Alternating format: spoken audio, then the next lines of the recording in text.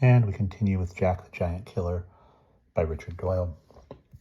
As Jack had not taken any of the giant's riches for himself, and so had very little money of his own, he thought it best to travel as fast as he could. At length he lost his way, and when night came on, he was in a lonely valley between two lofty mountains, where he walked about for some hours without seeing any dwelling place. So he thought himself very lucky at last in finding a large and handsome house. He went boldly up to it, and knocked loudly at the gate, where to his great surprise and terror there came forth a monstrous giant with 2 heads. He spoke to Jack very civilly, for he was a Welsh giant, and all the mischief he did was by private and secret malice, under a show of friendship and kindness. Jack told him he was a traveler, upon which the monster made him welcome, and led him into a room where there was a good bed to pass the night in. Jack got into bed quickly, but although he was so weary he could not go to sleep, get to sleep. Soon after this he heard the giant walking backwards and forwards in the next room and muttering to himself, "Though you lodge with me this night, you shall not see the morning light. My club shall dash your brains out quite." Say you so, thought Jack. Now these are tricks you play upon travellers, but I hope to prove as cunning as you. Then getting out of bed, he groped his way about the room, and after much searching, at last found a thick billet of wood. He laid it in his place on the bed, and hid himself in a dark corner of the room.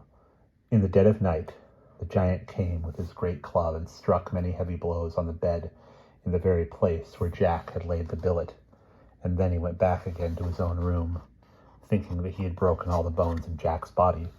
Early in the morning, Jack put a bold face on the matter and walked into the giant's room to thank him for his lodging. The giant started when he saw him and began to stammer. "Oh, dear me, is that you? Pray, how did you sleep last night? Did you hear or see anything in the middle of the night?"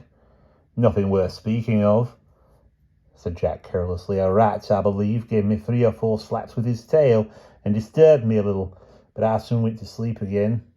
The giant wondered more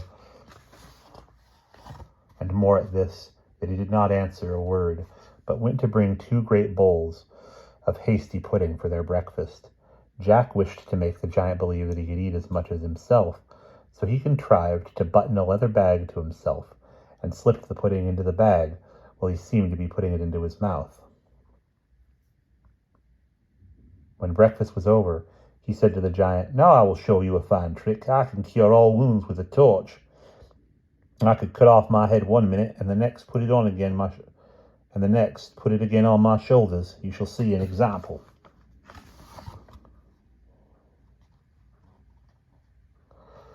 He then took hold of the knife, ripped up the leather bag, and all the hasty pudding tumbled out onto the floor. Odd splutter her nails! "Her nails!" cried the Welsh giant, who was ashamed to be outdone by such a little fellow as Jack. "Her can do that herself?" So he snatched up a knife and plunged it into his stomach, and in a moment dropped down dead. And we'll pause there.